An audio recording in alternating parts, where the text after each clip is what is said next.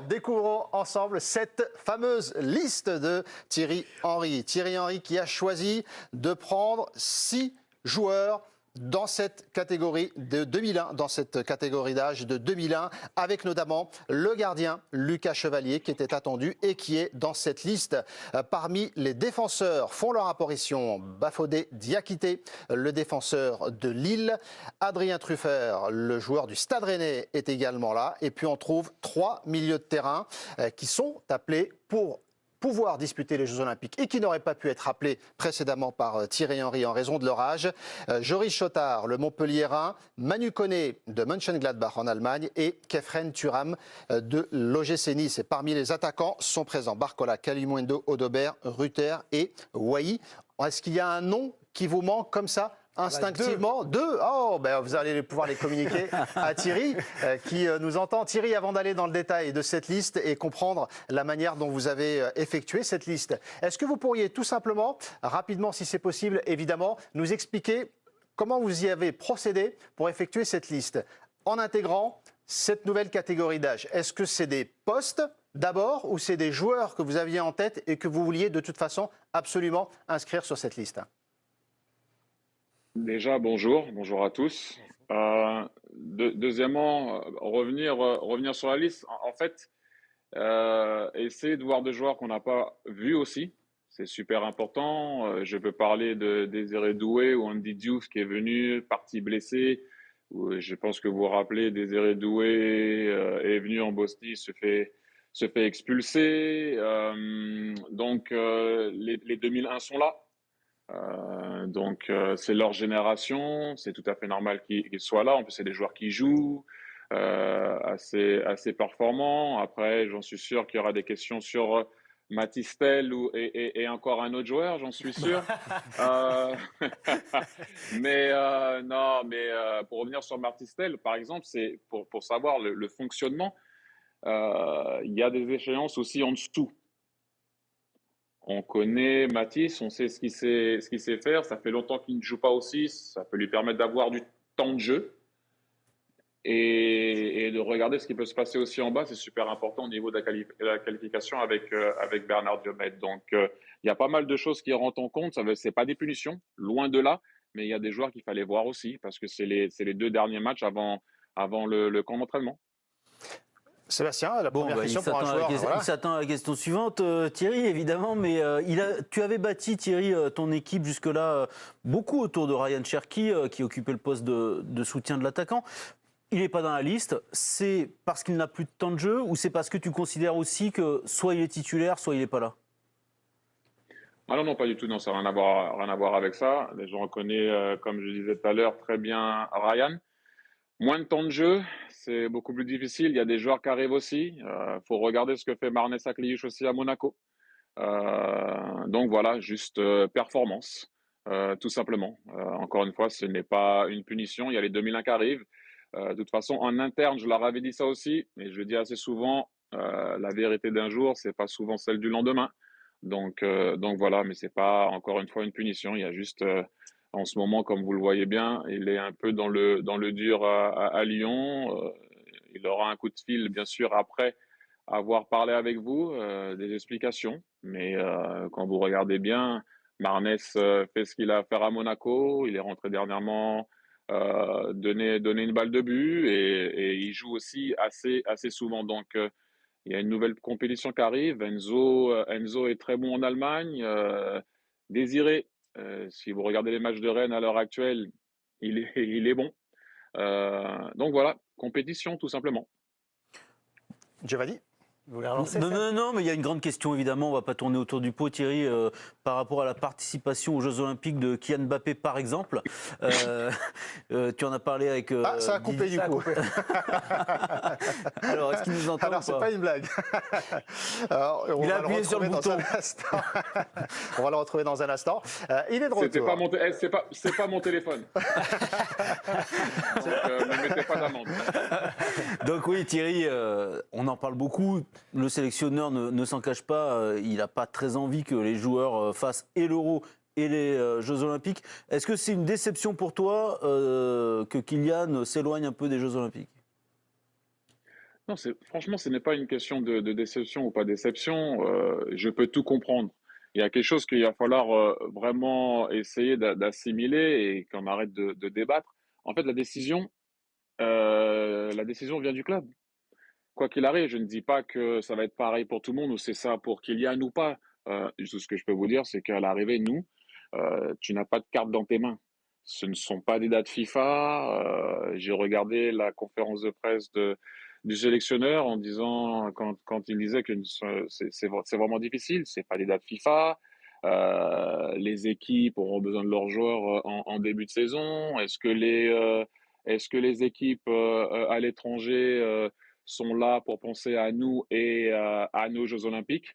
Non, ils pensent à leur club et leurs joueurs. Donc la décision est malheureusement dans les mains du club.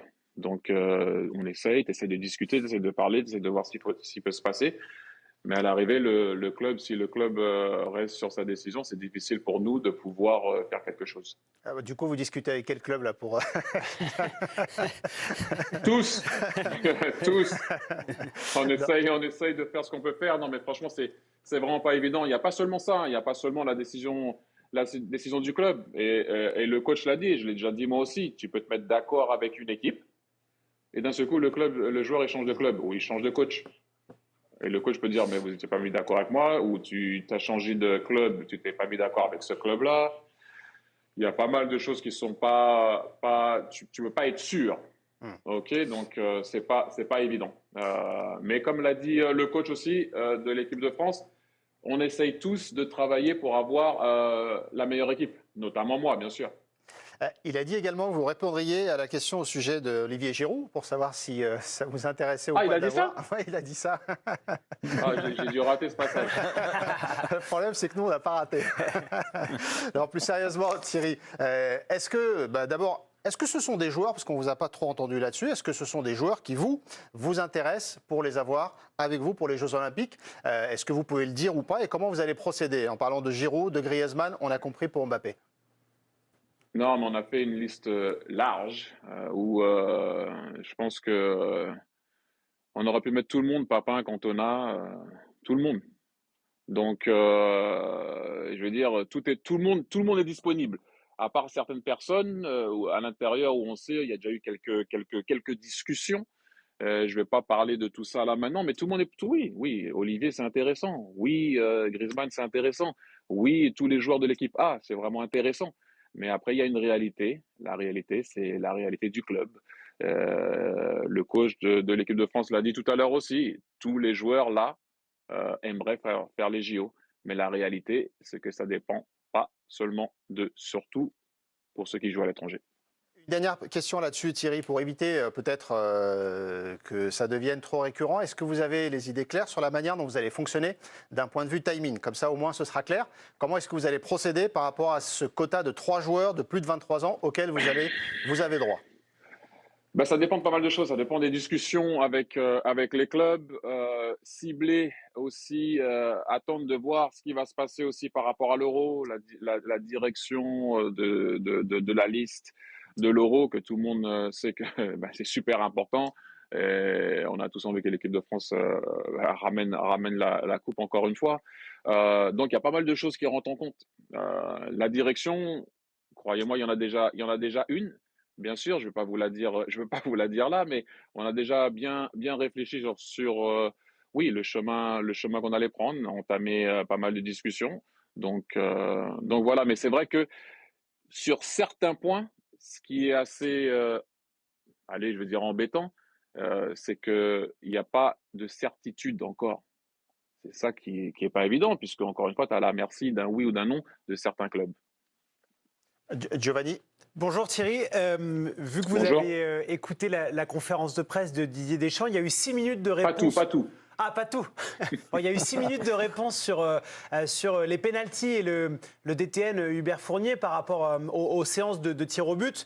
Vous qui connaissez par cœur Didier Deschamps, il n'avait pas l'air ravi des déclarations de son DTN. Il paraît que vous en avez même un petit peu parlé avant sa conférence de presse. Quel est votre avis à vous sur ces séances spécifiques par rapport à tout ça, par rapport à ces déclarations?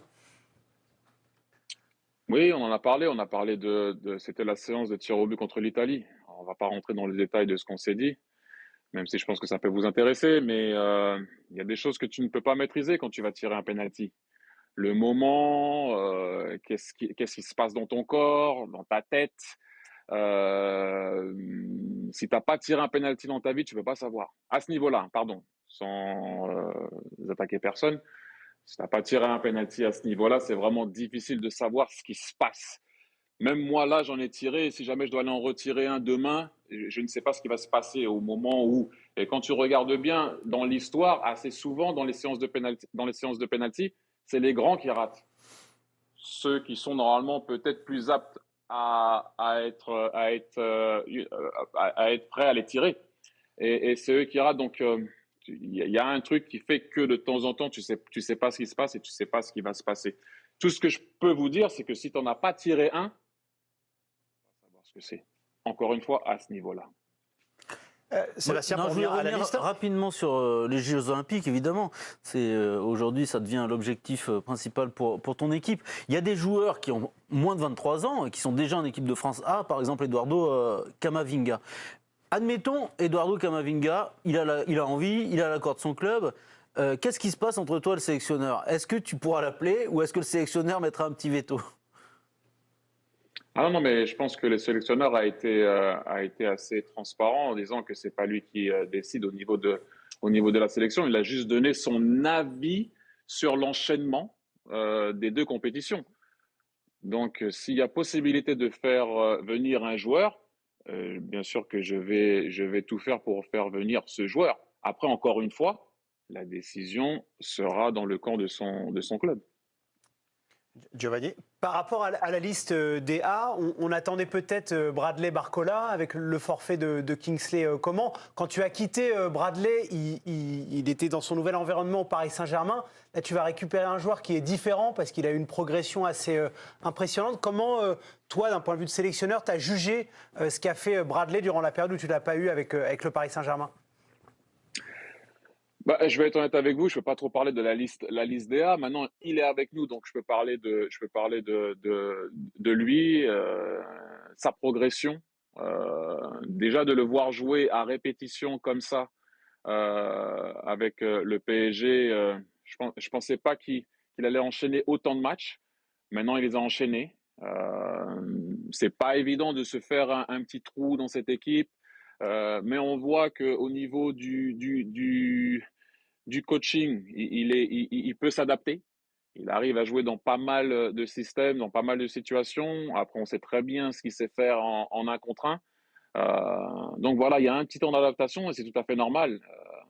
Maintenant, comme je dis bien souvent, un peu plus de constance, régularité. Et quand tu joues ailier, il faut avoir les chiffres. Sébastien, dernière Thierry, question. Guillaume Rest a été assez merveilleux avec vous. Tu appelles Lucas Chevalier. Est-ce que Lucas Chevalier vient en tant que numéro 1? Oh, bravo, belle question. Non, non, blague à part, non. On verra ça pendant la semaine. Je pense que vous voyez bien que c'est. D'ailleurs, il n'y a pas que les deux, hein, mais vu qu'on parle des deux, il y a Obed aussi, d'ailleurs, qui a énormément progressé avec le PFC. Mais si on revient sur les deux, il y aura compétition.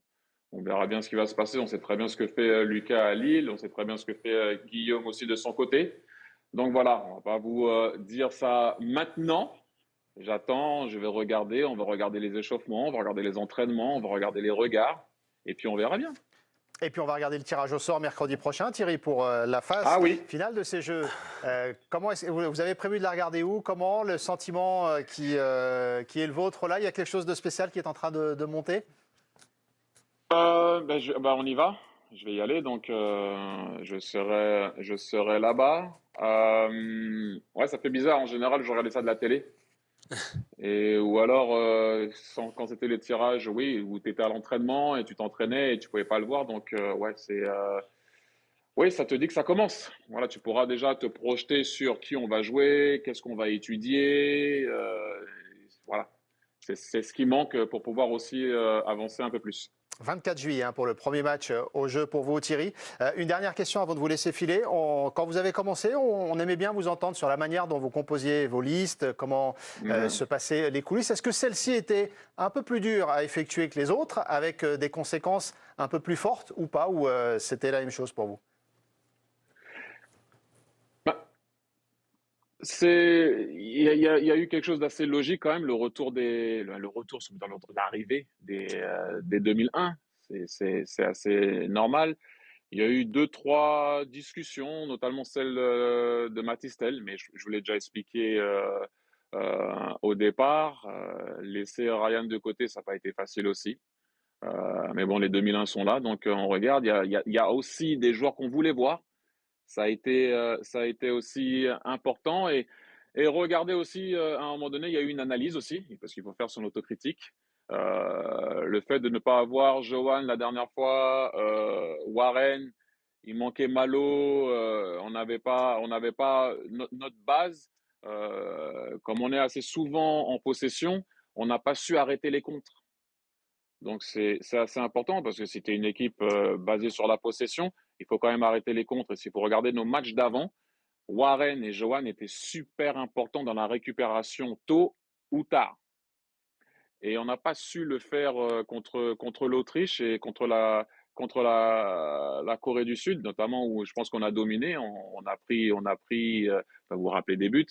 Donc à un moment donné, il faut aussi faire attention quand tu es une équipe de possession, essayer de trouver le bon équilibre, essayer de trouver des joueurs qui peuvent éventuellement avoir un impact sur ça, où on a fauté, je pense, en Autriche, et à part bien sûr l'impact physique, mais ça s'est répété contre la Corée du Sud. Donc voilà aussi, on a essayé de se tourner en pensant un petit peu à ça aussi.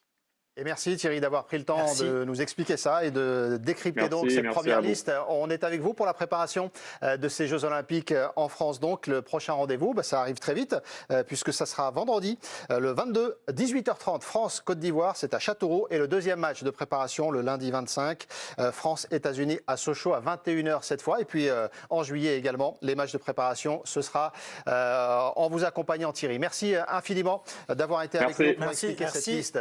6 joueurs donc, merci Thierry, 6 joueurs donc de la génération 2001 appelés par Thierry Henry. On va revoir la liste ensemble et puis écouter de nouveau Thierry sur le cas Kylian Mbappé parce que c'est vrai qu'on mesure aussi à travers l'actualité qu'on bascule dans une autre dimension pour Thierry Henry et son équipe avec les Jeux Olympiques à domicile. 6 joueurs donc de 2001.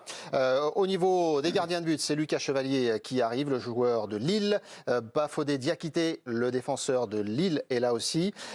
Adrien Truffert, le Rennois, au milieu de terrain. Joris, le Rennais, j'ai dit autre chose, j'ai dit le Rennois. Le Rennais, c'est mieux pour... Ouais, c'est un mélange.